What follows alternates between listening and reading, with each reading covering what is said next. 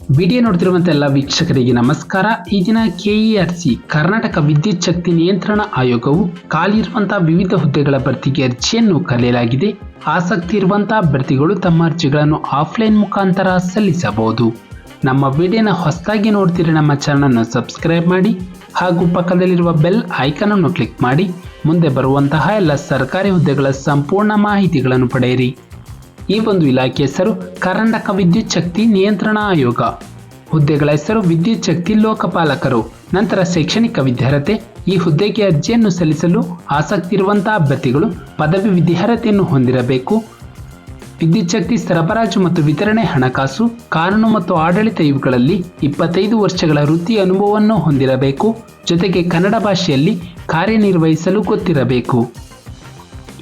ನಂತರ ವಯೋಮಿತಿ. ಅರ್ಜಿಯನ್ನು ಸಲ್ಲಿಸಲು ಅಭ್ಯರ್ಥಿಗೆ ಗರಿಷ್ಠ 65 ವರ್ಷ ವಯೋಮಿತಿಯನ್ನು ಕೊಡಲಾಗಿದೆ.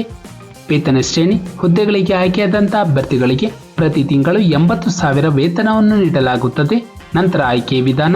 ಕರ್ನಾಟಕದ ವಿದ್ಯುತ್ ಶಕ್ತಿ ನಿಯಂತ್ರಣ ಆಯೋಗದ ನೇಮಕಾತಿ. ಇದರ ಪ್ರಕಾರ ಅಭ್ಯರ್ಥಿಗಳನ್ನು ನೇಮಕ ಮಾಡಲಾಗುವುದು.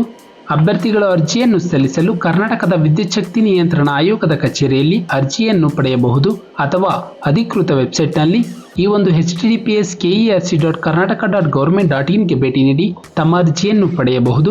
ನಂತರ ಅರ್ಜಿ ಫಾರ್ಮ್ ಅನ್ನು ಭರ್ತಿ ಮಾಡಿ ಕೇಳಿರುವಂತಹ ಎಲ್ಲ ಡಾಕ್ಯುಮೆಂಟ್ಸ್ ಅನ್ನು ಅಟ್ಯಾಚ್ ಮಾಡಿ ಇಲ್ಲಿ ನೀಡಿರುವಂತಹ ಕಾರ್ಯದರ್ಶಿ ಕರ್ನಾಟಕ ವಿದ್ಯುತ್ ಶಕ್ತಿ ನಿಯಂತ್ರಣ ಆಯೋಗವು ಇವರ ಹೆಸರಿಗೆ 1000 ರೂಗಳ ಡಿಮ್ಯಾಂಡ್ ಡ್ರಾಫ್ಟ್ ಅಥವಾ ಪರಿಶಿಷ್ಟ ಜಾತಿ ಪರಿಶಿಷ್ಟ ಪಂಗಡ ಅಭ್ಯರ್ಥಿಗಳಿಗೆ 100 ರೂಪಾಯಿಗಳು ಹಾಗೂ ಹುದ್ದೆಗೆ ಸಂಬಂಧಪಟ್ಟಂತಹ ಎಲ್ಲ ಪತ್ರಗಳನ್ನು ಲಗತ್ತಿಸಿ ಈ ಒಂದು ಕಾರ್ಯದರ್ಶಿಯವರಿಗೆ ತಲುಪಿಸಬೇಕು. ಪ್ರಮುಖ ದಿನಾಂಕಗಳು. ಅರ್ಜಿಯನ್ನು ಸಲ್ಲಿಸಲು ಪ್ರಾರಂಭ ದಿನಾಂಕ 13 ಜುಲೈ 2024ರಂದು. ಅರ್ಜಿಯನ್ನು ಸಲ್ಲಿಸಲು ಕೊನೆಯ ದಿನಾಂಕ 31 ಜುಲೈ 2024ರಂದು.